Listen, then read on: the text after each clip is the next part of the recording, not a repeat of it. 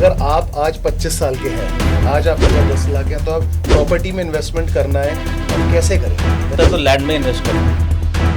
Affordability के हिसाब से देखा जाए, Dwarka expressway is a very nice place to invest, very very upcoming area. Gold and F D बड़ा कितना बढ़ जाएगा, आज उसको इन्वेस्ट करना चाहिए प्रॉपर्टी में, या उसको सेग्रीगेट कर ले। होम लोन और cash purchase. Home loan. Dubai ने सिर्फ तेल पे निर्भर नहीं रहा, उसने अपना को चेंज करना शुरू करा, टूरिज्म पे लाया, रियल एस्टेट पे बहुत लाया, अच्छा एग्जांपल है दुबई। और बहुत उन्होंने अपने आप को कन्वर्ट करा। हेलो नमस्कार, मेरा नाम गौरव तिवारी। बियॉन्ड टॉक्स के नए एपिसोड में आपका स्वागत है। आज हमारे साथ हैं मिस्टर अमित नैयर, जो कि एक प्रॉपर्टी कंसल्टेंट हैं लुटियंस दिल्ली के अंदर। आज हम उनसे डिस्कस करेंगे कि किस तरह क्या क्या चीज़ें आपको ध्यान रखनी चाहिए प्रॉपर्टी खरीदने से पहले, किस तरह के स्कैम से आप बच सकते हैं, और करोड़ों की डील्स जो होती हैं लुटियंस दिल्ली के अंदर वो कैसे होती हैं और किस तरह के लोग वहाँ पे रहते हैं। सर, बहुत स्वागत है सर आपका हमारे एपिसोड में। सबसे पहला क्वेश्चन सर, बिल्कुल सिंपल क्वेश्चन पूछूंगा सर।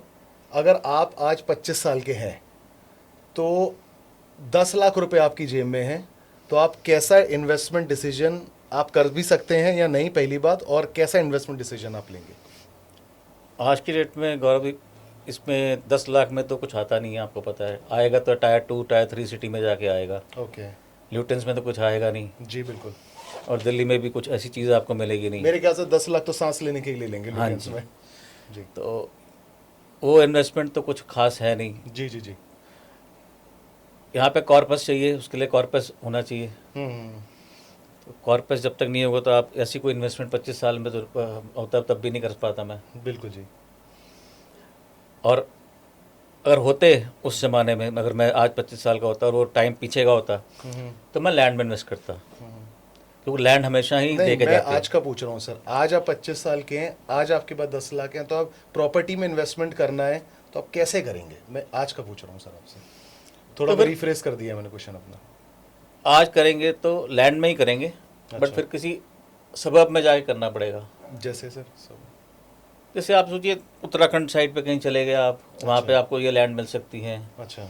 या आप इस साइड चले जाएंगे उत्तरांचल में, हाँ। उस साइड आपको मिल सकती हैं। तो दिल्ली में तो इस टाइप की कोई लैंड मिलेगी नहीं हमारे को। अच्छा।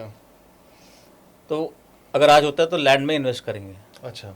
तो लैंड आपको हमेशा ही देके जाएगी। अच्छा, तो इसमें हम दिल्ली या दिल्ली एनसीआर में हमको ऐसा कुछ, मतलब मेरे को भी इतना हल्का फुल्का तो आइडिया सर मेरे को भी है, बट नहीं, दिल्ली एनसीआर में हम सोच भी नहीं सकते, ये कुछ भी आ सकता हो किसी भी पार्ट के अंदर। ऐसा तो कोई ऐसी कोई स्पेसिफिक दिल्ली में तो नहीं है ऐसी कोई जगह। अच्छा। और दिल्ली के बाहर आप चलिए, सोना से आगे चले जाएंगे, भिवाड़ी से आगे चले जाएंगे, तो शायद आपको जगह मिल जाएगी ऐसी। अच्छा अच्छा। तो सर कितना मिनिमम बजट होना चाहिए? बजट? हमारे ये व्यूअर्स ये जानना चाहेंगे, आई एम श्योर, कितना मिनिमम बजट होना चाहिए जो कि एक सैलरीड क्लास और स्मॉल बिजनेस क्लास अगर सोचें कि हमें दिल्ली या एनसीआर में हमें प्रॉपर्टी चाहिए, तो कितना मिनिमम इन्वेस्टमेंट रिक्वायर्ड है आज के टाइम में? आज के टाइम में दिल्ली में तो सर देखिए, कम से कम कोई भी आप प्लॉट लेने जाएंगे, 100 गज का भी लेने जाएंगे, नाना करते हुए 3 लाख रुपए गज से कम नहीं मिलता। जी। तो 3 करोड़ रुपए का है कम से कम। अच्छा। और अगर आप कहीं हल्की जगह चले जाएंगे, थोड़ा बुराड़ी साइड वगैरह साइड, तो उनको आपको सस्ता मिल जाएगा कुछ। तो ये आप लैंड की बात कर रहे हैं या फिर लैंड। आप अगर आप फ्लैट्स की बात करते हैं तो फ्लैट में आपको 10 लाख रुपए में मिल जाएगा, पर बहुत अच्छी कॉलोनी नहीं मिलेगी। नहीं, 10 लाख में नहीं, मिनिमम बजट आपके हिसाब से एक फ्लैट में कितना होना चाहिए? कम से कम जो स्टार्ट होता है दिल्ली एनसीआर के अंदर 50 लाख से स्टार्ट हो जाते हैं प्लॉट, अच्छा। फ्लैट्स। और जाने को तो विसिनिटी आपको पता, कोई एंड नहीं है इसका। जी बिल्कुल। और आप जब भी जाएंगे एनसीआर में तो आपको 50 लाख से स्टार्ट हो जाती है, चीज़ें मिल जाती हैं। अच्छा, 50 फ्लैट्स मिलने शुरू हो जाते हैं। Okay okay okay. तो सर, जैसे प्रॉपर्टी खरीदते वक्त किन किन चीज़ों का हमें ध्यान रखना चाहिए, पहला क्वेश्चन। दूसरा, किन तरह की स्कैम होने के बहुत ज़्यादा चांसेस होते हैं आपके, जो बिल्डर या फिर सेलर होते हैं, जो यूजुअली कुछ तो बहुत कॉमन होंगे और कुछ ऐसे होंगे जो आप हमें थोड़ा सा शेयर कर सके जिससे हमारे व्यूअर्स को नई चीज़ें पता लगे कि इस तरह के स्कैम हो सकते हैं और किन चीज़ों का आपको ध्यान रखना है एक प्रॉपर्टी खरीदते हुए, क्योंकि एक प्रॉपर्टी एक ऐसी चीज़ है जो कि आपके ज़रा से गलत डिसीजन से उसमें लाखों या कई बार करोड़ों भी गवा सकते हैं आप उसके अंदर। बिल्कुल। तो उस बारे में सर बताइए कि मिनिमम रिक्वायरमेंट जैसे कौन सी चीज़ों की होनी चाहिए जो आपको अवेयरनेस होनी चाहिए एटलीस्ट। अवेयरनेस होनी चाहिए डॉक्यूमेंट्स की, जी आप किसके थ्रू खरीद रहे सर, हैं। थोड़ा सा एलैबोरेट करना, आप किस तरह के डॉक्यूमेंट क्या चाहिए हर चीज़ पे, कमर्शियल में और non commercial both. Sir basic document तो कोई भी चीज़ का होता है, शुरू होती है लैंड की स्टार्टिंग जी कि अलॉटमेंट कहाँ से आई उसकी, जी गवर्नमेंट ने किसको अलॉट करी है, जी उसने आगे किसको बेची, जी आगे उसकी सेल डीड हुई है, कन्वेंस डीड हुई है नहीं हुई है, जी। पोजेशन लेटर है नहीं है, अलॉटमेंट लेटर है नहीं है, जी पेमेंट्स की रिसिप्ट्स है नहीं है, जी और वो आगे फर्दर जिसको सेल कर रहा है उसके पास उसके सारे डॉक्यूमेंट्स पूरे हैं। जी। अगर वो बिल्डर से ले रहा है तो उसको सारे उसके डॉक्यूमेंट चेक करे। हम्म और आप सबसे पहली बात है, आप डायरेक्ट खरीदने तो अलग बात है, अगर आपका कंसल्टेंट है कोई तो वो पहले चेक करेगा सब कुछ, फिर आपको बताएगा। सर, ये काफ़ी सारे टर्म्स का आपने नाम लिया, थोड़ा सा आप इनके बारे में बताएंगे, जैसे कन्वेंस डील ही क्या होती है, डीडी क्या होती है, इस तरह के आप थोड़ा सबसे सा पहले बनती है जी, गवर्नमेंट परपेचुअल लीज देती थी जी। दिल्ली में भी। आप थोड़ा सा हल्का सा एलैबोरेट भी करते जाना। परपेचुअल लीज ये होती है कि जी आपको जब अलॉटमेंट हुई है कि आपको हमने 99 ईयर्स की एक लीज दी है, ठीक है। आप रह सकते हैं इसमें। उसके बाद गवर्नमेंट ने स्कीम निकाली कि आप फ्री होल्ड करा सकते हैं इसको, लीज होल्ड टू कन्वर्ट कर सकते हैं फ्री होल्ड। ठीक है। आप फ्री होल्ड के कन्वर्जन चार्जेस दीजिए, कन्वर्जन चार्जेस देंगे आप, आपके नाम पे डीड रजिस्टर्ड होगी, कन्वेंस डीड होगी। और उससे पहले आपको जब परपेचुअल लीज हुई थी, पोजेशन लेटर मिला था, आपने जो पेमेंट्स करी थी उसकी रिसिप्ट्स होंगी आपके पास। फिर आप कन्वेंस डीड कराएंगे, उसके स्टैम्प ड्यूटी देंगे, उसके आप जो भी पेमेंट्स हैं वो करेंगे, वो रिसिप्ट्स मिलेंगी। उसके बाद आपको स्टैम्प ड्यूटी देने के बाद आपकी कन्वेंस होगी, कन्वेंस होने के बाद आपको वो प्रॉपर्टी फ्री होल्ड हो जाएगी। ओके, ठीक है। उसके बाद आप उसको जब भी बेचना चाहें फ्री होल्ड प्रॉपर्टी बेच सकते हैं। अच्छा, और खरीदते वक्त भी आपको सेम चीज़ों का ध्यान रखना होता है? हाँ जी। अच्छा, ये जो आपने ये डॉक्यूमेंट्स हैं, चेन है, यही आपको पूरी चेन आपके पास होनी चाहिए। अगर उसने कभी बेची हो तो उसकी सेल डीड भी होगी आगे। ठीक है। तो वो भी ये तो सर आपने मुझे बताया जो चाहिए होता है। अब स्कैम क्या होते हैं इनमें, क्या होते हैं? बिल्डर या फिर कंसल्टेंट्स होते हैं, हर तरह के लोग हैं सर। तो सर इसमें कई बार डॉक्यूमेंट मिसिंग होते हैं। अच्छा, जब डॉक्यूमेंट मिसिंग होते हैं तो प्रॉपर्टी की वैल्यू कम हो जाती है। ठीक है। उसके फिर अपना निकलवाने पड़ते हैं डॉक्यूमेंट्स, ठीक है। सर्टिफाइड कॉपीज वगैरह। उसके अंदर थोड़ा सा टाइटल में डिफेक्ट आ जाता है। अच्छा। और स्कैम्स ये होते हैं कि लोग, प्रॉपर्टी किसी के नाम की थी और बेच कोई गया, तो अच्छा, ऐसा भी होता है? पावर अटॉर्नी कहीं से लेके कुछ करके कुछ भी करके। अच्छा। पहले तो कोई पावर अटॉर्नी रजिस्टर होती नहीं थी, जी जी जी अब रजिस्टर होनी शुरू हुई है। जी, बिल्कुल। अब भी गवर्नमेंट ने रिस्ट्रिक्शन लगा दी है कि ब्लड रिलेशन में पावर अटॉर्नी रजिस्टर होगी। अच्छा, पहले तो कोई भी ले लेता था, बिल्कुल। अब नहीं हो पाती वो चीज़। ये कब से स्टार्ट हुआ है सर? इसको ब्लड रिलेशन को कम से कम हो गए 10-12 साल हो गए जी। 10-12 साल। अच्छा, तो उससे पहले कैसे चीज़ें चलती थी? उससे पहले सिर्फ possession agreement to sell registered नहीं होता था, 100 रुपये पे करके लोग बेच जाते थे चीज़ें। तो आपकी बात से मुझे ऐसा लग रहा है कि अब स्कैम होना मुश्किल है, पहले थोड़ा सा की- फर्क है पहले से। तो अब किस तरह के स्कैम होते हैं सर, अगर होते हैं तो? अब स्कैम होते हैं सर, वो उसके अंदर डॉक्यूमेंट्स की फोर्जिंग होती है बेसिकली। अच्छा। बट कोशिश करते हैं लोग, आजकल ड्यू डिलिजेंस करा लेते हैं। अच्छा, अगर कोई लोन लेता है कुछ करता है तो ड्यू डिलिजेंस कराता है। मतलब आपके कहने का मतलब भी एक अच्छी एडवाइस होगी कि आप एक लोन के लिए अप्लाई कर दो, हाँ जी, तो उसमें ड्यू डिलिजेंस सारी चीज़ें हो जाती हैं। property बैंक को की। ड्यू डिलिजेंस करता है, अच्छा लॉयर हायर करता है, सब कुछ करता है। अच्छा। उसके अंदर सारी चीज़ें साफ होके आती है, पूरी एक रिपोर्ट बनती है ओके। प्रॉपर्टी की, अच्छा। और वो सारा अपना ड्यू डिलिजेंस करके बैंक को देते हैं, तभी आपका लोन डिस्पर्स होता है। Okay okay. अच्छा सर, आप जैसे लुटियंस डेली की बात करते हैं जो सबका क्रेजी है all over India, in fact all over world, आप डीलिंग भी करते हैं वहाँ पे लुटियंस डेली की प्रॉपर्टीज़ के अंदर। तो सर इसमें जो मैं क्वेश्चन जो किसी भी आम आदमी के मन में आता है कि पहली बात तो लुटियंस दिल्ली में घुसा कैसे जाता है, कितना पैसा आपके जेब में होना चाहिए कि आप सोच पाएँ कि ठीक है मैं लुटियंस डेली में कुछ ले सकता हूँ? और नहीं, पहले आप इस बात का पहले जवाब आप बोलिए। और दूसरी बात ये है कि ये 100 करोड़ का या 200 करोड़ का घर कैसा होता है अंदर से दिखने में? सर पहली बात तो ल्यूटेंस दिल्ली एक हर एक बंदे का एक ख्वाब है। आप पूरा एलैबोरेट करना सर, जो आपके एक्सपीरियंसेस के ऊपर, कि ये जो बहुत लोग सुनना चाहेंगे। जो दिल्ली आता है वो आके देखता है कि मेरे को ना आज इंडिया गेट देखना है, जी इनर सर्कल देखना है। जी। हर ब्रांड इनर सर्कल में क्यों एस्टेब्लिश्ड है? हम्म, वर्ल्ड अपना जितने भी इंडिया के ब्रांड है मैक्सिमम, वो इसलिए है कि सर उनको ना अपना फ्लैगशिप स्टोर दिखाना है वहाँ पे। वहाँ वो पैसे नहीं कमा रहे, वहाँ वो 40 लाख रुपए किराया दे रहे हैं महीने का, तो वो सिर्फ फ्लैगशिप स्टोर है वो, सही बात है। कि ऑल ओवर इंडिया उनका सामान बिके जी। और लोग आते हैं वहाँ शॉपिंग भी करते हैं, देखते हैं, चले जाते हैं। रोज लाखों लोग आते हैं। और ल्यूटेंस दिल्ली में इंटर करना अलग चीज़ है। इंटर करने के लिए आप 100-200 करोड़ रुपए से कुछ चीज़ नहीं आती। अगर आपने अपार्टमेंट लेना है वो तो आपको शायद 12-14-15 करोड़ रुपए में मिल जाएगा। अच्छा। अगर आपने बैंगलोर लेना है, it's a absolutely handful space. Demand and supply में डिमांड एंड सप्लाई तो ऐसी है कि सप्लाई है ही नहीं। अगर आपने 1 एकड़ का लेना है बैंगलोर यहाँ पे, तो 400-450-500 करोड़ रुपए का है। अच्छा।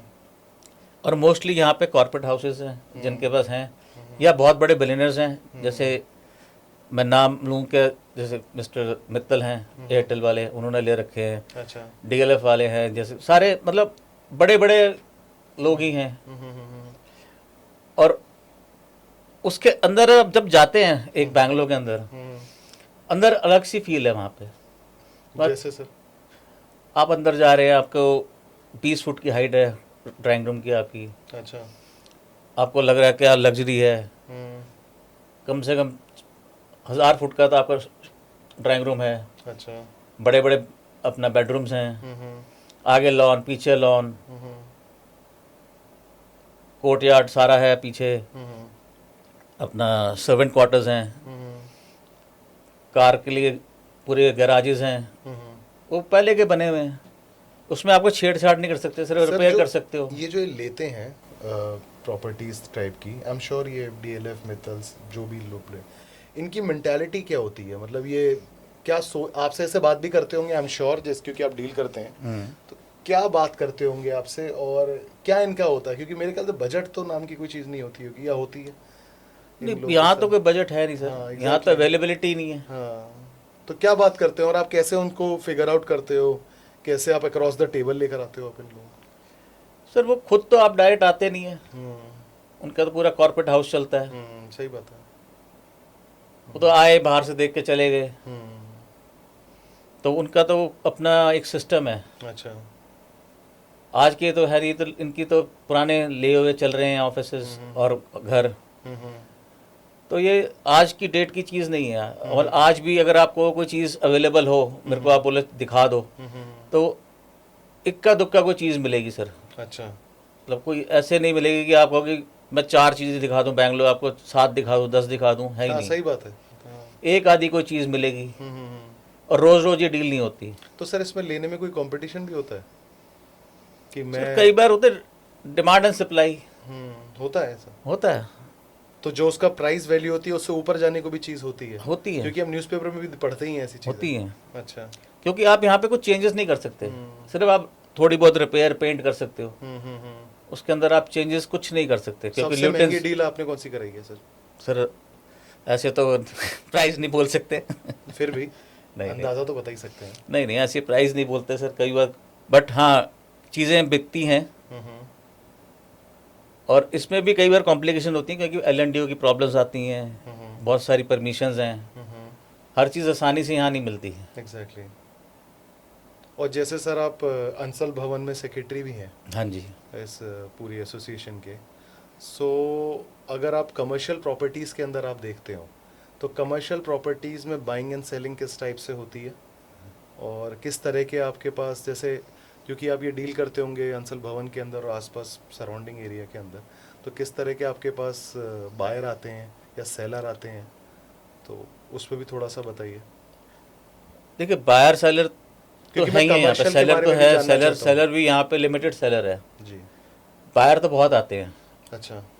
मोस्टली यहाँ पे कॉर्पोरेट लीजिंग होती है। अच्छा। और कॉर्पोरेट हाउसेज ही हैं मोस्टली। थोड़ा सा कॉर्पोरेट लीजिंग को सर आप थोड़ा सा एलेबरेट करके बताइए। सर कॉर्पोरेट लीजिंग ऐसे कि बड़ी कंपनीज है, लिमिटेड कंपनीज हैं बेसिकली, जी। आप जैसे कि ये ग्लोब कैपिटल है, जी is a big brand in Ansal Bhawan. जी। जैसे जयपुरियाज हैं, बैंक्स हैं, हम्म, ये सर्विस ओरिएंटेड कंपनी आती हैं यहाँ पे सारी। जी इंश्योरेंस कंपनीज हैं, जी। म्यूचुअल फंड्स हैं, हम्म, क्योंकि इनका काम यहाँ सेंट्रल दिल्ली में ही चलता है सारा, क्योंकि जी। जो भी आएगा हब है यहाँ पे, जी आने को सबको कन्वीनियंस है पूरी जी। दिल्ली से। जी बिल्कुल। और सबके बॉम्बे के हेडक्वार्टर भी यहाँ पे अब बनने शुरू हो गए हैं। अच्छा, ऐसा हो रहा है? ऐसा हो रहा है अच्छा क्योंकि दिल्ली अब हब बनता जा रहा है धीरे धीरे बहुत बड़ा, अच्छा। क्योंकि यहाँ पे अब फाइनेंशियल सारी डीलिंग्स यहीं से हो रही हैं, क्योंकि यहाँ अच्छा। मिनिस्ट्रीज़ हैं। जी तो मोस्टली जितने भी कॉर्पोरेट हाउसेज हैं उनको यहाँ ऑफिस बड़ा रखना पड़ता है, क्योंकि उनको मिनिस्ट्री से डीलिंग करनी होती है सारा टाइम। एक सर कॉर्पोरेट हाउस ऑफ कोई भी हाउस है उसने अपना ऑफिस यहाँ पे बनाया, वो ऐसा कर रहे हैं या फिर हेड ऑफिस ही बना रहे हैं यहाँ पर? कुछ एक ने हेड ऑफिस चेंज करे हैं यहाँ पे, अच्छा, बड़ी बड़े बड़े हाउसेस। अच्छा। पहले तो सारे मोस्टली बॉम्बे ही होते थे, हाँ, बॉम्बे ही सुना। बॉम्बे ही होता था। हाँ, अब उन्होंने यहाँ भी उन्होंने अपने काफ़ी बड़े बड़े हाउस उन्हें ऑफिस बना दिए हैं, अच्छा क्योंकि उनको अब यहाँ पे काफ़ी काम पड़ता है और दिल्ली में अब काम बहुत है, और आने वाले टाइम पे आपको दिल्ली में बहुत कुछ मिलेगा। दिल्ली बदल रही है। अच्छा सर, ये तो थोड़ा सा मैंने लुटियंस की तरफ हम चले गए और वो बात करी, क्योंकि ये तो मेरी पर्सनल एस्पिरेशन है, तो मैंने इसीलिए आपसे जाना। ऐसे बहुत सारे लोग होंगे जो ये जानना चाहते होंगे। अगर हम coming back to common man's topic, जैसे कोई भी प्रॉपर्टी खरीदते टाइम, कमर्शियल हो या फिर अपने रहने के लिए ले रहे हो, जैसा भी है, डोमेस्टिक हो, उसमें सबसे बड़ी मिस्टेक क्या कर सकता है कोई बायर? जो सबसे बड़ी मिस्टेक है वो क्या कर सकता है, पहली चीज़, और दूसरी चीज़ उससे बचा कैसे जा सकता है? देखिए, अगर आप घर की बात करते हैं तो घर पे तो मिस्टेक क्या कि अगर आप अच्छे कंसल्टेंट के थ्रू जाएंगे तो आपके कंसल्टेंट का ही रोल है बेसिकली उसके अंदर जी। और घर में आप कभी भी घर ले रहे हैं, आप होम लोन ज़रूर लें। अच्छा। क्योंकि होम लोन एक ऐसी चीज़ है कि आप जब बैंक के थ्रू जा रहे हैं और आप उसके अंदर सारी ड्यू डिलिजेंस हो रही है, तो आपको हर चीज़ पता चल जाएगी जो फ्लॉ है उसके अंदर। अगर वो ठीक होगा तो बैंक आपको डिसबर्स करेगा लोन, नहीं तो नहीं करेगा, और सैंक्शन भी नहीं करेगा उससे पहले। तो सैंक्शन तभी करेगा जब आपके पेपर सारे ठीक होंगे, इन ऑर्डर होंगे, और कई बार कमियां निकलती हैं। ठीक है। और कई बार क्या होता है, प्रॉपर्टी के अंदर फैमिलीज के अंदर डिस्प्यूट होते हैं जी उसमें कोई ना कोई पेपर कमी होती है, जी। और वो कमी होती है तो उसके अंदर वो फ्लॉ होते हैं बेसिकली। अगर आप बैंक से लोन लेंगे तो आपको बेटर ये रहेगा one of घर the- के लिए। हाँ, अच्छा। तो सर कितनी अर्ली एज पे आप ले सकते हैं लोन? सर कितनी मेरे early हिसाब age से पे? तो आप लेट 20s में या मिड 30s में लेना चाहिए, अच्छा। कि till the age of retirement of 60s कि आपका लोन ख़त्म होना चाहिए। क्योंकि 20-25 ईयर्स का आप लोन लेते हैं तो तब तक लिए आपके लिए बेस्ट पार्ट यही है, बेस्ट एज। जैसा आप कह रहे हैं 25-26 की एज के हाँ, आसपास। 27-28 में आप ले लो, ठीक है। और 35 के बीच में कहीं ले लो आप, और वो 60s तक आप ख़त्म कर लेंगे। तो आप उसके बीच में आप कोई और प्रॉपर्टी भी इन्वेस्ट कर सकते हो। जी जी। अब जैसे यूजुअली 25-26 साल की उम्र में प्रॉपर्टी, अगर किसी के पास फैमिली की रिस्पॉन्सिबिलिटी भी होती है, बहुत लोगों के पास, मैक्सिमम के पास होती है, अब उन सब से भी हटा के अगर वो एक अमाउंट निकाल लेता है, फॉर एग्जांपल मैं एक लेता हूँ एग्जांपल, क्योंकि सिंस आप कह रहे हैं कि 50-60 लाख रुपए में कोई दिल्ली के अंदर चीज़ आएगी ही नहीं, तो इसीलिए मैं एक एग्जांपल लेता हूँ 1 CR का। तो सर फॉर एग्जांपल मेरे पास 1 CR है आज, तो मेरे को 1 CR मीन्स 1 करोड़। अगर मेरे पास 1 करोड़ है तो मेरे को ये कितना स्मार्ट डिसीजन है कि मेरे को प्रॉपर्टी की तरफ जाना चाहिए या मेरे को गोल्ड और समथिंग कोई ऐसी चीज़ की तरफ जाऊं, क्योंकि वो भी इन्वेस्टमेंट्स ही हैं, उनमें भी अच्छा अप्रिसिएशन है, दो रिस्क दोनों जगह है, बट ऐसे ये स्मार्ट मूव कौन सा होगा एक प्रॉपर्टी बना? और सर आप थोड़ा सा न्यूट्रल होकर बताना, क्योंकि आप खुद रियल एस्टेट कंसल्टेंट हैं, दैट डजंट मीन कि आप रियल एस्टेट बोलें, नहीं, रियल एस्टेट मगर आप थोड़ा सा मुझे ऐसे करके बताना कि 26-27 साल के बंदे को क्या चीज़। सर देखिए, 26-27 साल के आदमी को उसकी रिक्वायरमेंट के ऊपर डिपेंड करता है जी। आज उसका पैकेज क्या है, यू डोंट नो। पैकेज तो अच्छा होगा ही, तभी 1 CR 28 साल की उम्र अगर वो 1 CR इकट्ठा करके बैठा है तो he must be having a good package. हाँ, तो फिर वो 1 CR की चीज़ थोड़ी लेगा, फिर तो बड़ी चीज़ लेगा। अच्छा अगर उसके इन्वेस्टमेंट्स हैं तो वो सेग्रीगेट करेगा उसको, अच्छा। म्यूचुअल फंड भी कर सकता है, गोल्ड भी ले सकता है, और रहने के लिए हर एक को घर चाहिए। जी नहीं, अगर उसका 2 ही ऑप्शन हो, क्या? या तो वो इन्वेस्टमेंट में गोल्ड या इन सब चीज़ों में जाए या property. Gold and F day पड़ा है, कितना बढ़ जाएगा? अच्छा। आज अगर 1.5 लाख रुपए है गोल्ड, हम्म, 3 हो जाएगा। हम्म, बट गोल्ड में रह तो नहीं सकता वो, ठीक है। गोल्ड बेच लेगा ज़्यादा से ज़्यादा। जी रहने के लिए घर चाहिए ना उसको एंड ऑफ द डे। जी। आज 1 CR है उसके पास, तो आज उसको इन्वेस्ट करना चाहिए प्रॉपर्टी में, या उसको सेग्रीगेट कर ले अच्छा कि भी 70-30 कर ले, 50-50 कर ले, अच्छा। इन्वेस्टमेंट्स भी कर ले और साथ में घर भी ले ले। तो उसके अंदर उसका benefit end of the day उसका ही है। ओके। अगर आज वो रेंट पे रहता है, सपोज उसके पास 1 CR था या है, उसने 20 लाख रुपीज़ का दे दिया और बाकी का आपने उसने लोन करा लिया, उसकी 30-40 हज़ार की EMI जा रही है, और अगर 30-40 हज़ार पे 40 हज़ार पे रेंट दे रहा है, तो 20 साल की EMI गई उतनी, 40-50 हज़ार पे 40 हज़ार उतना गया आपका रेंट। बाद में जाके क्या पड़ेगा देखो आप, सही बात है। एंड ऑफ द डे तो वो लूजर ही है ना। सही बात है। वो इन्वेस्टमेंट करता रह गया, घर भी नहीं बना उसका, बिल्कुल। तो घर भी बनना जरूरी है। तो आपके हिसाब से मिक्स एंड मैच करना मिक्स चाहिए, and match mix and match करना चाहिए। बट मेजोरिटी पार्ट प्रॉपर्टी में होना चाहिए, क्योंकि आप रहेंगे। आप रहेंगे, वो एंड ऑफ द डे वो कहीं नहीं जा रही चीज़। जी। गोल्ड आज 1.5 है, 2 हो जाएगा, कल को 80 भी हो सकता है, घर तो वही रहेगा ना। सही बात है। शेयर प्राइस आज इतनी है तो वो नीचे भी जा सकती है, ऊपर भी जा सकती है, वो तो कोई प्रोडिक्ट नहीं कर सकता। जी बिल्कुल सही। बट घर ऊपर ही जाएगा, नीचे नहीं जाएगा कभी। अच्छा सर, ये रेरा समझाइए आप सर बहुत इजी समझाना सर। रेरा ऐसे आया पहले तो रेरा 2008। है क्या सर? मैं आपको रेरा की पहले कहानी बता देता हूँ, रेरा आया क्यों। जी जी बताइए। रेरा इसलिए आया कि 2008, 9, 10 में हर कोई बिल्डर नया बनने जाना शुरू हो गया था। रोज यहाँ पे पर्ची बिकती थी, टायर 2, टायर 3, टायर 4 सिटी की।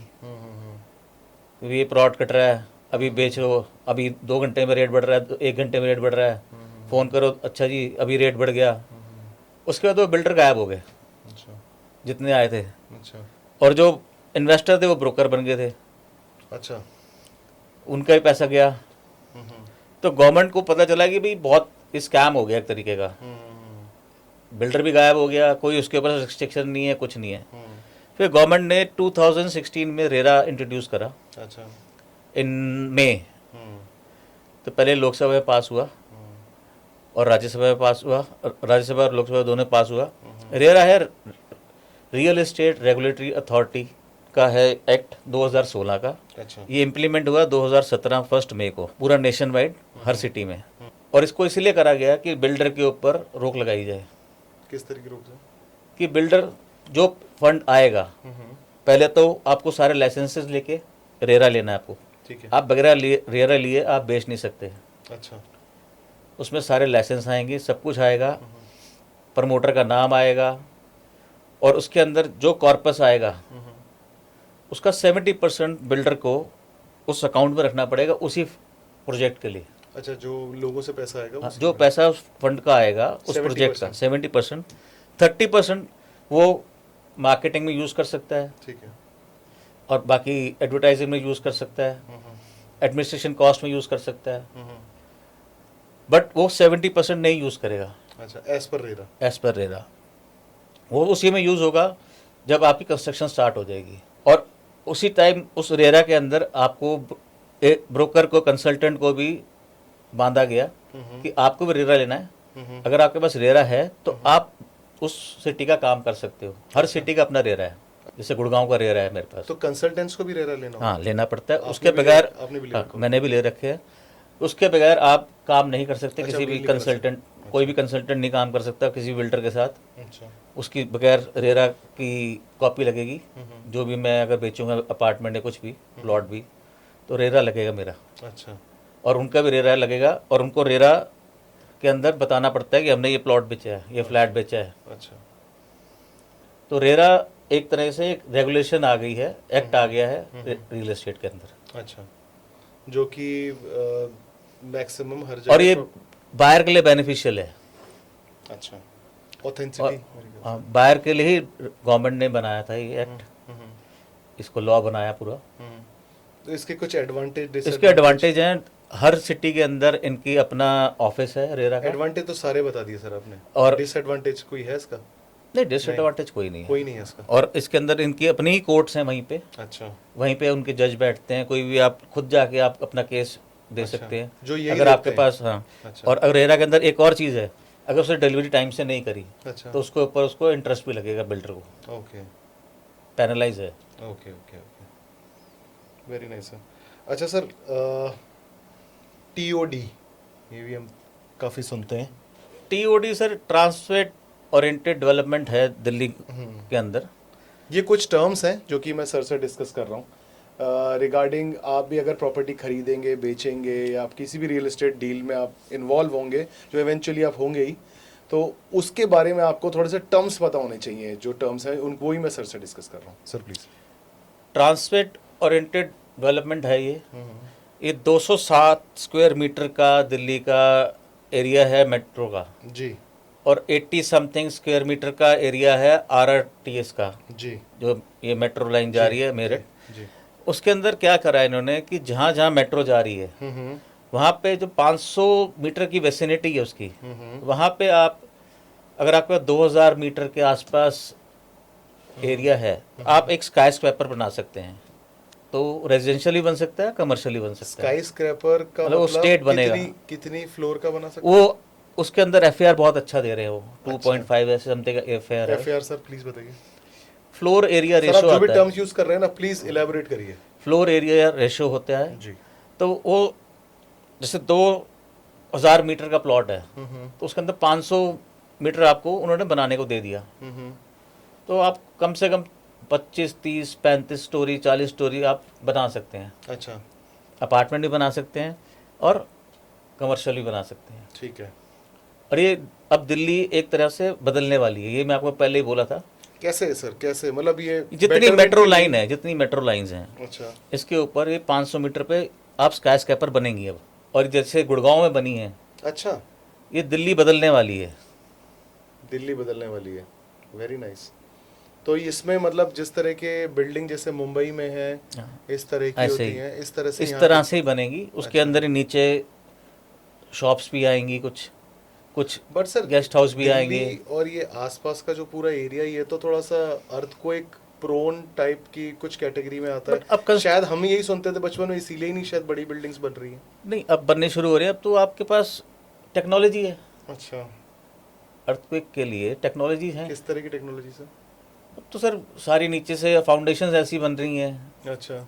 जो नई बिल्डिंग्स बन रही हैं। मैंने सुना है जापानीज जो बिल्डिंग बनती हैं, पर मेरे ख्याल से शायद मुंबई में भी यूज़ होती है, कोई कंपनी पर्टिकुलर है जो कि उनका जो फाउंडेशन होती है उसके ऊपर वो कुछ स्टोन होते हैं, रोल स्टोन्स लगा देती हाँ हैं जी। और उसके ऊपर एक फ्लोर बनाते हैं, फिर लगाते हैं।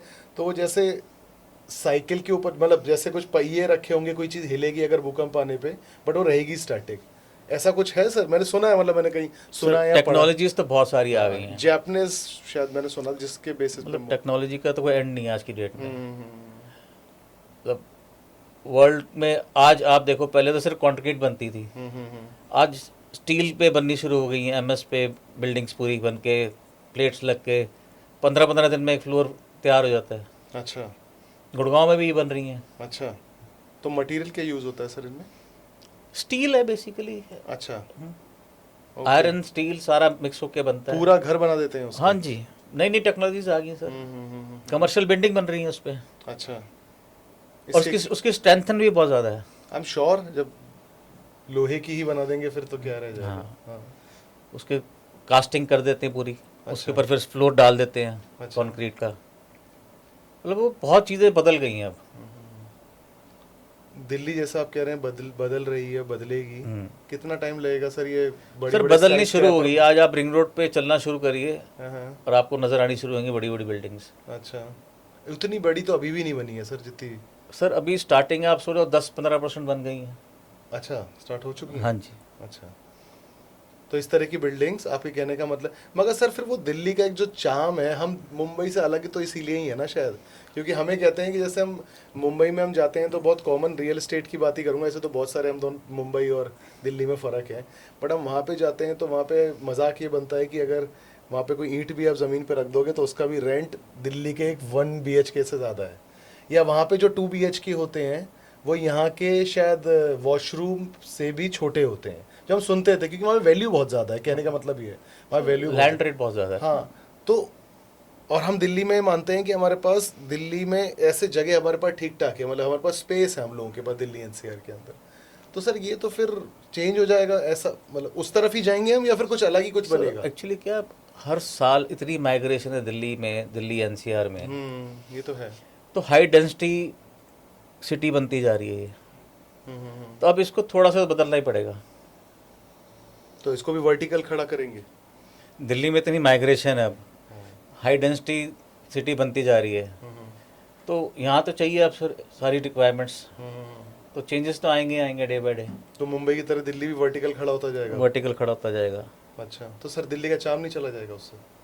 सर अब थोड़ा बहुत तो जाएगा। अब मेट्रो आई, कुछ ना कुछ चेंज हुआ। नहीं, अच्छा होगा या चार्म जाएगा? मतलब मैं तो दोनों बातें जानना चाह रहा हूँ, क्योंकि हर चीज़ प्रोग्रेशन के लिए ही होती है। देखो थोड़ा सा तो फर्क पड़ेगा, चेंजेस तो आएंगे और आपको अच्छी भी लगेगी। अगर आपके साथ मेट्रो पे आप जा रहे हो, साइडों में आपको बिल्डिंग नज़र आ रही हैं आपको, और लग रहा है कि कुछ चेंजेस हैं, जैसे आप बड़ी सिटी में जाते हो, आउट ऑफ इंडिया जाते हो, वहाँ भी तो ऐसी चलती हैं। तो सर मेरे को तो लगता है कि ये शायद दिल्ली का भी कमर्शलाइजेशन ठीक ठाक है ही, अच्छा खासा कैपिटल है हम, बट मुंबई जैसी मैं दिल्ली इमेजिन नहीं करता हूँ। पता नहीं क्यों, क्योंकि शायद इसीलिए ही दिल्ली अलग है मुंबई से, मुझे लगता है ऐसा। दिल्ली फिर भी अलग रहेगी हमेशा, क्योंकि दिल्ली के पास इतनी लैंड अपनी। हाँ, दिल्ली के पास, आपके पास कितने सारे साइडों पे सबर्ब से आप एंटर कर सकते हो, कितने सारे बॉर्डर्स हैं आपके पास। जी बॉम्बे तो सीधा सीधा है, जी बिल्कुल। तो मुंबई से इसका कंपैरिजन नहीं हो सकता सर। दिल्ली तो आपको गोल है, तो दिल्ली में तो आप हर जगह से एंटर कर सकते हो, कहीं से निकल सकते हो। आपके पास रिंग रोड है, आउटर रिंग रोड है, इंटरनल्स रोड हैं जो कनेक्ट करती हैं आपस में। तो आपके पास बहुत स्पेसेस हैं जहाँ से भी निकलने के लिए, और काफ़ी अभी बहुत डेवलपमेंट के लिए दिल्ली में बहुत जगह है। अच्छा, अभी को एक दिन में तो होगा नहीं है, इसको भी टाइम लगेगा हर चीज़ को होते होते। तो जैसे अगर हम मतलब इन अ वे वर्टिकल बन रहे हैं हम, तो हम श्योर मुंबई भी तो चेंज होगा, या वो और ज़्यादा वर्टिकल हो जाएगा? सर वो तो पहले ही वर्टिकल बना ही हुआ है और बनता ही जा रहा है, रुक ही नहीं रहा। भाई। वहीं से पॉलिसी आई थी एक तरीके से, आप देखो जो धारा 20 वाली पॉलिसी है, पब्लिक पार्टनरशिप वाली, तो पॉलिसी अब दिल्ली में भी आ गई है। मगर वहाँ पे स्लम का बहुत मेजर इशू है। हाँ, स्लम, उस स्लम को हटा के उन्होंने बनाया। यहाँ भी अब स्लम जो है मगर स्लम हटा नहीं है सर। आप वहाँ पे लैंड करते हैं मुंबई में, क्योंकि मैं जाता रहता हूँ और आप भी जाते ही रहते होंगे, मेरा काम की वजह से या कहीं की वजह से मैं मुंबई बहुत ज़्यादा जाता हूँ। तो मुंबई में जैसे आप एयरपोर्ट पे लैंड कर रहे होते हैं आप, तो सिर्फ एयरपोर्ट ही दिखाई देता है, उसके आसपास सारा स्लम है। हाँ, वो तो है, पूरा स्लम है, और आपको बाहर उतरते हुए ही दिखाई देने लग जाता है, क्योंकि वहाँ पे एक स्पेसिफिक शायद वो बताया गया है क्या है कि वहाँ पे यूनिफॉर्मिटी के साथ एक ब्लू कलर की वो टीन शेड यूज़ करते हैं, या फिर जो कोई वो ऐसी यूज़ करते हैं मटेरियल, तो आपको दूर से ही ब्लू ब्लू पूरा दिखाई देता है, मतलब जैसे फ्लाइट टाइप की लैंड हो रही होती है। तो यहाँ पे भी मतलब मेरे कहने का मतलब ये है कि ये जो चीज़ हो रही है, इससे चीज़ें बेटर होंगी, या फिर मैं ये नहीं कह रहा कि मुंबई ख़राब है, मुंबई बहुत अच्छा है, मतलब मेरी कर्म भूमि है सर, मैं जाता हूँ वहाँ पे, वैसा नहीं है। बट बॉम्बे तो बेसिकली देखो अपनी तरफ से बहुत बढ़िया बना हुआ है। अब दिल्ली का चेंजेस इसलिए आ रहे हैं क्योंकि आपकी रिक्वायरमेंट्स बदल रही हैं जी। दिल्ली के साथ NCR जुड़ गया है जी। अब देखो मुंबई में भी नवी मुंबई बन गई ना, वहाँ भी तो डेंसिटी बढ़ गई, तो उन्होंने वहाँ चले गए आगे, उसके आगे थोड़ा पूना से चले गए आगे, पूना तक, तो वो डेंसिटी बढ़ती जा रही है ना डे बाय डे। जी। वहाँ भी तो बड़ी बिल्डिंग्स बननी शुरू हो गई सारी वहाँ पे भी। अभी के टाइम पे तो उस एरिया में पुणे अफोर्डेबल है, पुणे अफोर्डेबल है। मैं पीछे गया तो पुणे भी सारा एयरपोर्ट के पास सारा नया बन गया है, कुछ भी नहीं। अच्छी जगह है। हाँ, पुणे अभी, पुणे में वो मुंबई वाली हसल बसल नहीं आई है। अभी वहाँ पे भी IT वाईटी काफ़ी अच्छा आ गया, बहुत बढ़िया IT आ गया है, बहुत अच्छा आ गया। तो हर जगह बदल रही है सर, इंडिया बदल रहा है बेसिकली। तो सही बात है, सही बात है। अच्छा सर, जैसे ये जो वॉर के माहौल में हम हैं, इधर उधर वॉर चल रही है, ईरान और ये सब, अमेरिका ये सब इन्वॉल्व है इस वॉर के अंदर, तो सर इसके ऐसे में ये जो हम देखते हैं कि शेयर मार्केट में इम्पैक्ट आता है इन चीज़ों का, और प्रॉपर्टी पे बहुत ज़्यादा सुनते हैं, गोल्ड पे हम सुनते हैं बहुत ज़्यादा, जो नॉर्मल हर आदमी सुनता है अपनी, और एक इन्फ्लेशन वाली बात भी होती है। तो प्रॉपर्टी पे कितना असर आता है? क्योंकि अगर देखा जाए, एक छोटा सा मैं आपको एग्जांपल दूं, पता नहीं कितना वैलिड है वो मेरे को नहीं पता, बट एक आपको एक पॉइंट पुटिंग अक्रॉस एक पॉइंट वाली बात है। जैसे दुबई के अंदर, दुबई पूरा मतलब उसको सजाया ही ऐसे करके गया, टूरिज़्म पर और रियल एस्टेट के ऊपर पूरा सजाया गया उसको पूरी तरह से। मगर आज दुबई की सबसे ज़्यादा कर्ज भी वही दोनों चीज़ें बन गई उसकी, जो कि आज वो बिल्कुल प्रॉपर्टी मार्केट डाउन है एंड एवरीथिंग। अब इंडिया के अंदर सर, या स्पेशली दिल्ली के अंदर मैं बात करूं, तो इन सब ये जो मैंने, इसीलिए मैंने सारी बातें बोली हैं, क्योंकि इससे इम्पैक्ट कितना है प्रॉपर्टी पे, या है आप, क्योंकि आप सेंस कर सकते हो इन सब चीज़ों। आपके दुबई का एक क्वेश्चन का आंसर देता हूँ। जी। दुबई ने सिर्फ तेल पे निर्भर नहीं रहा, जी। उसने अपना को चेंज करना शुरू करा, जी। टूरिज्म पे लाया, जी। रियल एस्टेट पे तो बहुत लाया, अच्छा एग्जांपल है दुबई। और बहुत उन्होंने अपने आप को कन्वर्ट करा। जी। नहीं तो पहले आपने दुबई में कहीं बार देखे थे नहीं, बिल्कुल नहीं। कि इतना खुला देखा था कभी? कोई उनको बुरखे के बगैर लेडीज को कुछ, वहाँ के किंग ने उसको चेंज करा। तो ईरान और बाकी कंट्रीज को ये प्रॉब्लम थी कि दुबई अब एक हब बन जाएगा, और उसके लिए उसने वहाँ पे डिस्ट्रप्शन करी, जो अभी वापस वो वापस आ जाएगा, चाहे वो 6 महीने लगे, साल लगे, हाँ, तो जाएगा वो वापस आ जाएगा। तो गल्फ कंट्रीज में थोड़ी प्रॉब्लम इसलिए आई। आज ओमान चले जाओ आप, इतना एक्सपोर्ट है ओमान में, जितना राइस एक्सपोर्ट हो रहा है आप मान नहीं सकते हो। इंडिया से इतना राइस एक्सपोर्ट हो रहा है, टी इतनी एक्सपोर्ट हो रही है, और वहां से जा रही है यूके, यूरोप। तो सर इस वॉर का कोई इम्पैक्ट प्रॉपर्टी पे इंडिया सर में? थोड़ा बहुत तो फर्क पड़ा ही है, ये कि पड़ा है? कैसे नहीं पड़ा। अच्छा, कैसे कैसे? पर लोग थोड़े महंगी डील्स में या फिर हर डील में ही? नहीं, अभी लोग थोड़े रुक गए हैं। अच्छा। ये नहीं कि एकदम प्रेशर फील हो रहा है थोड़ा सा कि होगा, इन्फ्लेशन बढ़ेगा, बट क्योंकि अभी uncertainty इंडिया में तो इतना है। इन्फ्लेशन ने बढ़ा है, जरूर बढ़ा है, बट लोग इतना भी अनसेफ नहीं फील कर रहे हैं, अच्छा। क्योंकि आपको अभी सब कुछ मिल रहा है, कोई चीज़ रुकी तो नहीं है आपकी, ना पेट्रोल रुका है, ना महंगा ज़रूर हुआ है। और कुछ लोग, हमारे लोगों के अंदर ही कमी है कि वो एक बार सोचते नहीं हैं, और दुकानदार कहते 4,000 का सिलेंडर हो गया, चाहे उसको पीछे से 3,000 का मिल रहा है। बट सर, अगर मैं खरीदने जा रहा हूँ तो मेरे को तो पड़ ही रहा है ना सर 4,000 का। अब ये बातें तो मैं भी सुनता हूँ कि है मार्केट में, बट 4,000, बट ये सब तो सर फिर अब अगर मैं खरीदने जा रहा हूँ तो मुझे तो फेस करना पड़ रहा है, मेरी तो महंगाई है, जो चीज़ 3 की मिल रही थी आज 4 की मिल रही है। महंगा तो है, बट अगर ये जब सस्ता होगा तो ये जो जिन्होंने रेट बढ़ाए हैं अपने खाने वाने के, जिस चीज़ के, वो कम कर देंगे बाद में? नहीं करेंगे, नहीं करेंगे ना। नहीं करेंगे। लोगों की कैपेसिटी वैसी हो जाएगी। लोगों ने सोचना वही शुरू हो जाएगा कि हाँ चलो, वो इतने की चाय पीता था, अब इतने की होगी, तो वो उतने की है। मगर मेरे ख्याल से प्रॉपर्टी में ऐसा नहीं होता है। प्रॉपर्टी तो उतने की रहेगी सर, घटेगी थोड़ी। तो गिर भी नहीं रही है रेट? अभी कुछ नहीं गिर रहा सर। अच्छा, रेट भी नहीं ऐसा गिर कुछ नहीं, कोई रहा। अच्छा। कोई डिस्काउंटिंग नहीं है। अच्छा। अब मतलब ऐसा नहीं है कि ऐसा माहौल है तो कई बार चीज़ें सस्ती होती हैं, प्रॉपर्टी में भी असर आता है, वैसा बिल्कुल नहीं है आपके हिसाब से? ऐसा सच तो नहीं। देखिए, थोड़ा सा फर्क ये गुड़गांव में प्लॉट्स में पड़ा है ज़रूर, क्योंकि वो 4th फ्लोर बंद होने की वजह से थोड़ा प्लॉट में फ़र्क पड़ा है। अच्छा। 10-12% गुड़गांव की तरफ? गुड़गांव में। अच्छा। बाकी इतना कोई ऐसा कोई खास फर्क नहीं पड़ा। Okay okay. आज आप लेने जाओ तो कोई चीज़ मिलती भी नहीं है। अब सर जैसे ये दिल्ली एनसीआर के अंदर, क्योंकि जैसे हम पहले भी डिस्कस कर चुके हैं कि अगर किसी को जैसे सैलरीड क्लास को या किसी को अगर अफोर्डेबिलिटी के हिसाब से जाना हो, तो आपके हिसाब से गुड़गांव बेटर रहेगा या नोएडा बेटर रहेगा? मतलब आप हर चीज़ के हिसाब से बताना, कनेक्टिविटी। देखिए, एक तो ये बात है कि कोई अगर गुड़गांव के आसपास जिसका काम ही गुड़गांव के आसपास है, फिर वो तो गुड़गांव ही जाएगा चाहे जो भी हो, या रेंट पे रहेगा, वॉटेवर। नोएडा के पास है तो नोएडा, वो तो दोनों सिचुएशन। बट मैं एक ऐसी आपसे एक बात पूछ रहा हूँ, क्योंकि एनसीआर में हमेशा हमारा रहता ही है, अगर दिल्ली में अफोर्डेबिलिटी नहीं है, क्योंकि दिल्ली में एक तरह से सप्लाई शायद अब बहुत ही कम हो चुकी है। सप्लाई तो अब आ जाएगी सर आपके पास। अच्छा, जब आप कह रहे हैं जब ये वर्टिकल दिल्ली बनेगी, सप्लाई तो बट उसमें टाइम लगेगा सर मेरे ख्याल आनी शुरू हो गई है। कितना टाइम वैसे लगेगा आपके हिसाब से? मेरे हिसाब से तो साल भर में आपके बहुत सप्लाई आ जाएगी आपके पास। अच्छा। हाँ जी। तो उस हिसाब से दिल्ली और मतलब गुड़गांव और नोएडा में तो फिर थोड़ा सा डेंसिटी फर्क, डेंसिटी का फर्क श्योर पड़ेगा, पड़ेगा। क्योंकि मेरे ख्याल से जो मुझे लगता है बट ये कि वहाँ पे आपको लग्जरी में जाना है, जैसे हाँ। यहाँ आपको लग्जरी नहीं मिलेगी उतनी दिल्ली में। हाँ, मतलब ये वर्टिकल बनेगा तो इतनी लग्जरी नहीं। एक टावर बन रहा है भाई 2000 स्क्वायर मीटर पे, अगर आप बना रहे हैं तो एक टावर ही बनेगा ना मैक्सिमम। तो आपको बाकी जगह भी देनी है, पार्किंग भी देनी है, बाकी अमेनिटीज भी देनी है।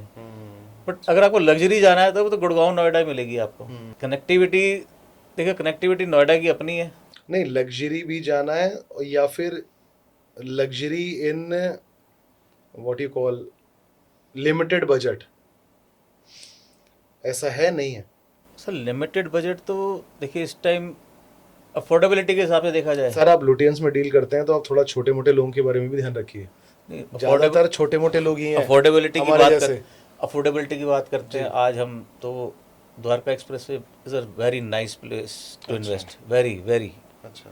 Upcoming area, best connectivity. 3 BHK कितने का वहाँ पे पड़ेगा? सर स्टार्टिंग हो जाती है कोई 1.5 से पौने 2 करोड़ रुपए से। अच्छा। और जाता है 7 साढ़े 8 करोड़ रुपए का। अच्छा अच्छा अच्छा।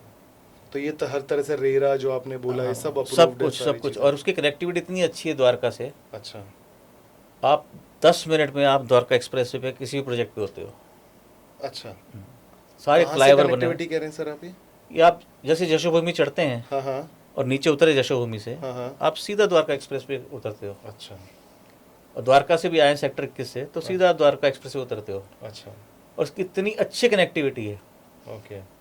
और जो रोड्स हैं मतलब आप गाड़ी आपकी बम करती नहीं कहीं पे। अच्छा। ओके। ऐसा बनाया है। तो ये एक थोड़ा सा एक एरिया हो गया। और कौन सा एरिया हो सकता है सर? आप जेवर की साइड जा सकते हैं सर। अच्छा। वहाँ पे जा सकते हैं, परी चौक के आगे जा सकते हैं अगर आप थोड़ा सस्ता चाहते हैं। अच्छा।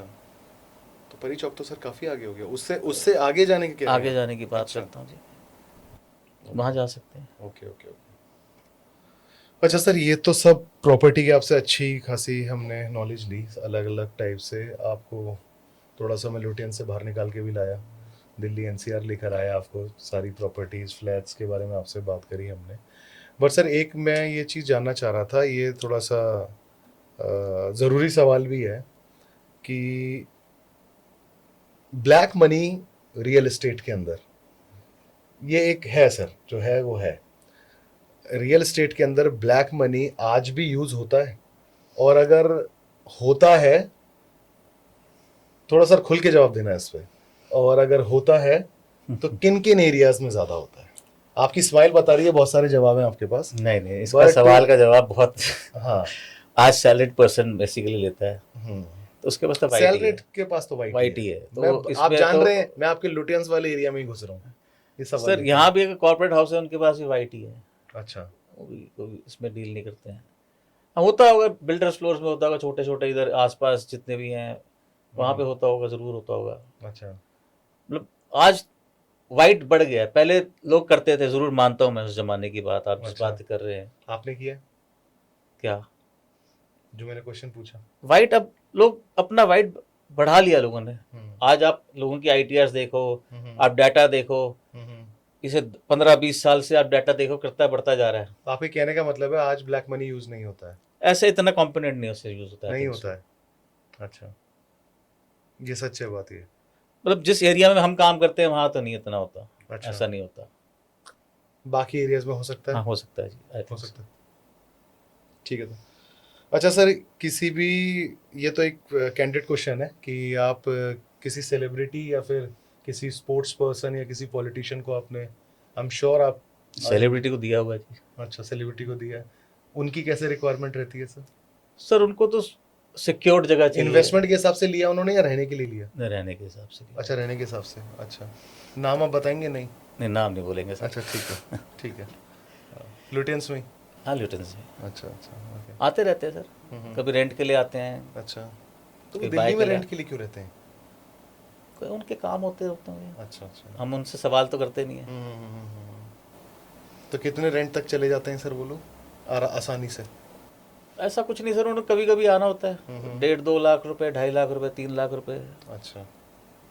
और ये क्या कहते हैं, जो जिस भी आपने सेलिब्रिटीज को आपने बात करी है, उनकी रिक्वायरमेंट क्या रहती है बेसिकली उनकी अगर उन्हें परचेज करना है तो? उनकी रिक्वायरमेंट रहती है कि उनकी गाड़ी आराम से चली जाए अंदर, क्योंकि होती भी ज़्यादा है उनके पास। सिक्योरिटी होनी चाहिए, अंदर कोई घुसे ना, वो और आए किसी तो को पता हल्ला भी ना ना मचे। लगे। हाँ, बस ये उनकी रिक्वायरमेंट बेसिकली ही होती है अच्छा ये रहती है।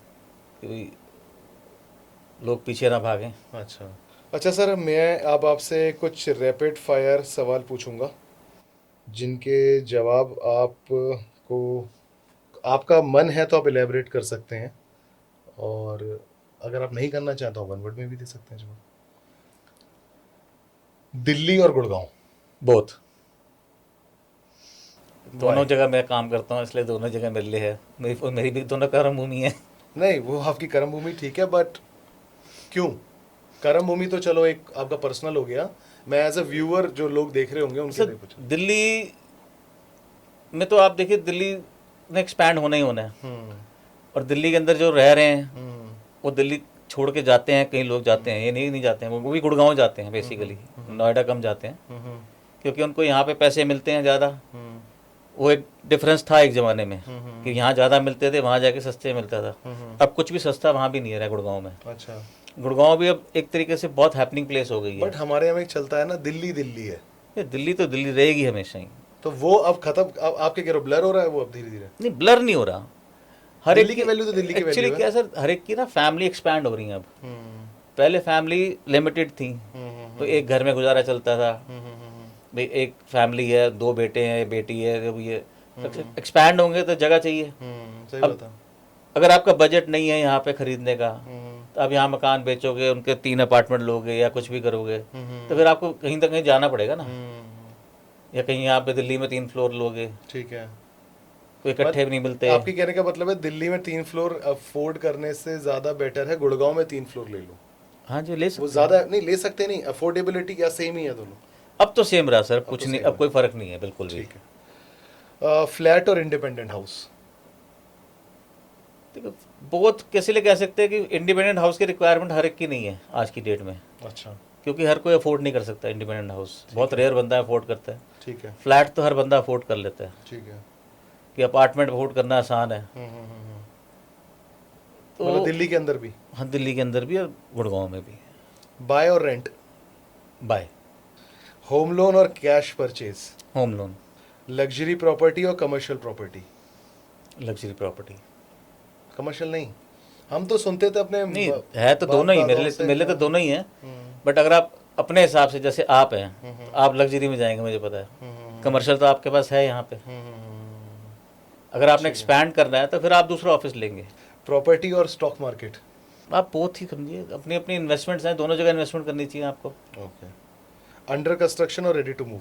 सर ये थोड़ा सा अच्छा जवाब देना सर, इसमें थोड़ा एलैबोरेट करना। इसको एलैबोरेट इसलिए क्योंकि करूंगा, बहुत लोग देखो, फंसे होते हैं इन सिचुएशन। रेडी टू मूव उसकी रिक्वायरमेंट होती है जिसने आज मकान बेचा है और अभी इसको शिफ्ट होना है, ठीक है, उसके लिए तो रेडी मूव चाहिए। ठीक है। जिसने आज इन्वेस्टमेंट करनी है, जहाँ कहीं रह रहा है अभी, अगर वो अपने पेरेंट्स के पास रह रहा है, उसने बाद में जाना है, इन्वेस्टमेंट कर रहा है, तो वो अंडर कंस्ट्रक्शन में जाना चाहिए कि उसको धीरे धीरे पता चला जाएगा। बट मेरे हिसाब से ये नहीं है कि जो रेडी टू मूव इन होता है वो कई बार 1-2 साल पहले बना हुआ होता है। हाँ जी। और आज के टाइम में जैसे आप बता रहे हैं, टेक्नोलॉजी इतनी कमाल हो गई है कि गुड़गांव में इस तरह से घर बन रहे हैं, या 1-2 महीने भी जैसे बोला, तो उसमें तो इंटीरियर्स बड़ी जल्दी जल्दी चेंज होते हैं, हर दूसरे बहुत तीसरे महीने बहुत में। बहुत ड्रास्टिकली चेंज होती है, हाँ, ड्रास्टिकली। तो उस हिसाब से आज आप, मैं आपको एग्जांपल देता हूँ, एक कैमेलियस का क्लब हाउस है और एक मैग्नोलियस का है।